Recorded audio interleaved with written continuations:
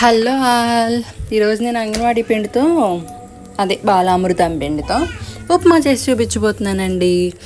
ఇందులో zinc, vitamin, folic acid చాలా పుష్కలంగా లభిస్తాయన్నమాట. ఇందులో గోధుమ పిండి, శనగపప్పు, ఆయిల్, పాల పొడి, పంచదార ఇవన్నీ ఉంటాయండి. నేను అయితే ఇదిగోండి ఈ గ్లాసు తీసుకుంటున్నాను. చూడండి కొలత మీకు ఈ గ్లాసుతో, మీరు దేంతో చూసుకున్నా పర్వాలేదు. కొంచెం నెయ్యి కూడా వేసి బాండీలో లో ఫ్లేమ్లో పెట్టి కొంచెం పిండి వాసన వచ్చే వరకు వేయించుకోవాలండి. చూసారు కదా బ్రౌన్ కలర్లోకి వచ్చింది.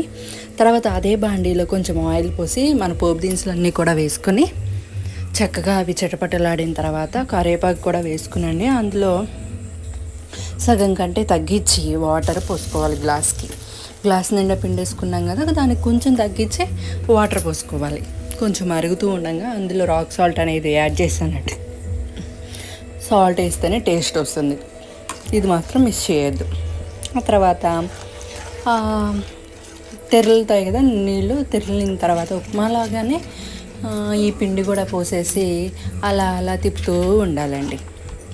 తిప్పుతూ ఉంటే ఉండలు లేకుండా చక్కగా మనం గోధుమ రవ్వ, బొంబాయి రవ్వ ఎలా అయితే ఉంటుందో అలాగే ఉంటుందండి. ఇది కూడా చూసారు కదా, ఇదిగోండి ఎంత బాగుందో. వావ్, నాకైతే టేస్ట్ చాలా బాగుందండి. ఎమ్మీగా ఉందండి.